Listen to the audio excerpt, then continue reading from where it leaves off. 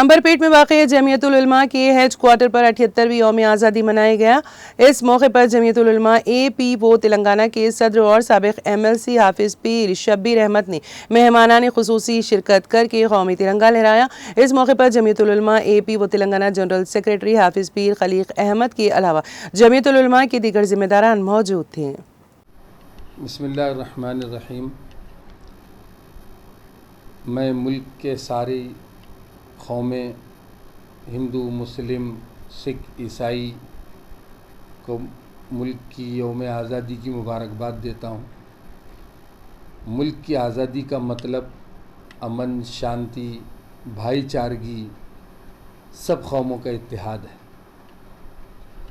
मैं मुबारकबाद देता हूँ नाकाबिरीन उलमा इकराम को, जिन्होंने इस मुल्क की आज़ादी के लिए अपना सब कुछ गंवाकर इस मुल्क की आज़ादी को, ऐसे कौम के सिपाही पैदा किए जिन्होंने अंग्रेज़ों को यहाँ से भगाया। मैं मुबारकबाद देता हूँ उन फ़ौज के ज़िम्मेदारों को जिन्होंने इस मुल्क की हिफाजत के लिए दिन रात लगाकर मुल्क के बॉर्डर का तहफ़्फ़ुज़ किया।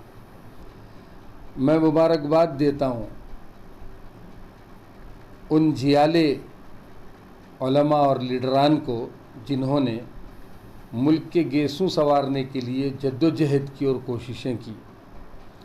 आज भी इस मुल्क में जो लोग इस मुल्क के तहफ़्फ़ुज़ के लिए और इस मुल्क को खूबसूरत बनाने के लिए कोशिश कर रहे हैं, मैं उनको मुबारकबाद देता हूँ। साथ ही साथ ये कहना चाहता हूँ कि चंद सालों से इस मुल्क में, अपने ही मुल्क में बसने वाले कुछ लोग फ़िरक़ा परस्ती को हवा देने के लिए, भाईचारगी को ख़त्म करने के लिए और जो हमारे कौमों के अंदर इत्तेहाद है उसको ख़त्म करने के लिए कोशिश कर रहे हैं। मैं आवाम से, ख़ास तौर पे सारी कौमों के ज़िम्मेदारों से गुजारिश करूँगा कि इस मुल्क के इत्तेहाद को बचाने के लिए आगे आएँ। सिर्फ़ एक दिन के लिए यौम आज़ादी मनाकर घर में बैठने के बजाय मुस्तक़िल साल भर इस मुल्क की हिफाजत के लिए हम सबको मिलकर मुत्तहिद होकर इन फ़िरक़ा परस्तों के ख़िलाफ़ और ख़राब ज़हनियत रखने वालों के ख़िलाफ़ उठ खड़ने की ज़रूरत है। जमीयत उल उलमा हिंद हर वक्त इसकी कोशिशों में लगा हुआ रहता है। सद्भावना के ज़रिए से, मुल्क की एकता के ज़रिए से और कौमों के अंदर इत्तिहाद करने के ज़रिए से जमीयत उल उलमा कोशिश करती रहती है।